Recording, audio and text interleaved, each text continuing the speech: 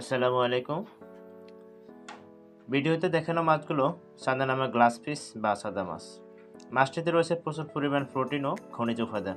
গবেষণা বলে সাদা মাছের মধ্যে ক্যালসিয়াম রয়েছে। একই গবেষণা প্রোটিন ভেরিয়েশন দেখায় 17.6% থেকে 24.3% পর্যন্ত। অর্থাৎ সাদা মাছ প্রোটিন উৎস হিসেবে উপকারী হতে পারে এবং ক্যালসিয়ামের ক্ষেত্রেও গুরুত্ব আছে। আসামের এক স্টাডিতে এর মৌলিক বিশ্লেষণ করা হয়েছে, প্রোটিন, লিপিড, আর্টস ইত্যাদি। সেই স্টাডিতে তারা দেখিয়েছে এই মাছ আয়রন এবং জিঙ্কের ভালো উৎস। আরও একটি স্টাডিতে বলা হয়েছে প্রায় 807 মিলিগ্রাম থেকে 100 গ্রাম ক্যালসিয়াম এর মধ্যে আছে। সে একই স্টাডি ভিটামিন এ এর কিছু পরিমাণও দেখায়। তবে একটি সাম্প্রতিক স্টাডি বলেছে শুকনো এই মাছের মধ্যে কিছু ব্যাকটেরিয়া পাওয়া গেছে, অর্থাৎ খাবার হিসেবে ব্যবহারের সময় পরিষ্কারভাবে প্রক্রিয়াকরণ খুবই গুরুত্বপূর্ণ। সুতরাং সাদা মাছ এই প্রোটিনে ক্যালসিয়ামের মতো খনিজ উপাদান আছে, এটা বৈজ্ঞানিকভাবে প্রমাণিত।